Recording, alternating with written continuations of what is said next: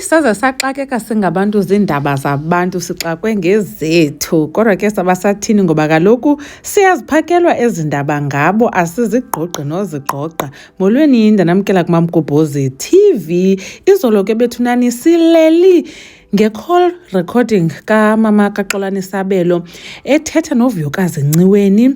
Hayi ke bancokola kakuhle phithi ke ngoku umama kaXolani wabuza uVuyokazi ngemali ebeyifakelwa nguXolani and esithi uyayifuna. Sava ke caba umama kaVuyokazi uthe ilobola yona akazoyibhatala. Sava noba ke ilobola ibi-28k. Loo call ke kaVuyokazi no-ex mamazala wakhe iphele ngoba sanondiqhela kakubi, sanondiqhela futsekhani esitsho uVuyokazi ke kubo. Nawe into enzekayo ke ngoku kukho enye into entsha and ke ngoku le iveziweyo into entsha ndibone kuFacebook on Lady Londi's page yenze abantu bathi hey into sayithini nale, saze sa-confused into kaXolani because abantu becinga bafana uba uXolani ebengamthanda uVuyokazi, ebefuna nje i-clout, i-fame, i-following ngaye, and then ke ngoku ebefuna nomskema njengoba abantu ke besithi uXolani waziwa njengeskema. Kodwa ngoku emveni koba baye babona into edibene nento zoshiyelwa kaVuyokazi imali nguXolani, bathi hey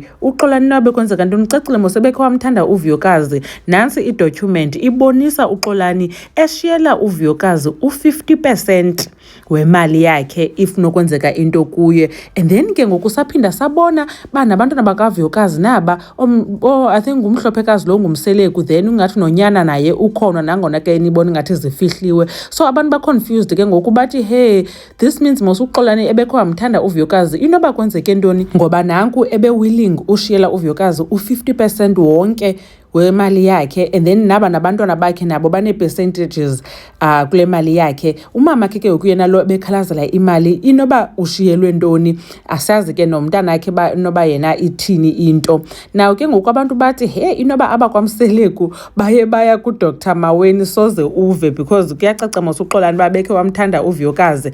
Bakhona ke abanye abangoThomas abangakholwayo bathi ayisuka uXolani noba uyitayipe ngoku akhe le nto. Niyabazi ke mos abantu eva since uXolani kwakuvele izinto ngaye yoba waboleka imali ebantwini akazibuyisa ezo mali, kwathiwa hayi usiskema. So ke bathi abanye abantu hayi abayikholelwa le nto, but uninzi lwabantu bathi hey hayi mani uVuyokazi ingathi mos ngebuyela kuXolani because ucacile uXolani ebekhe wamthanda, qha ikhona le nto imbhidileyo, ikhona obubugqwirhi benzekileyo njengoba nje seside salapha kule nto yabo. Hayi khakhe nibeke nani bethunani ii-2 cents zenu nitsho uba nicinga ntoni ngale document iphumileyo uSabelo eshiyela uVuyokazi u-50% wonke. Andiyazi ke zithini ii-percentages zabantwana bakhe.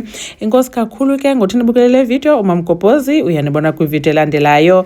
Bye.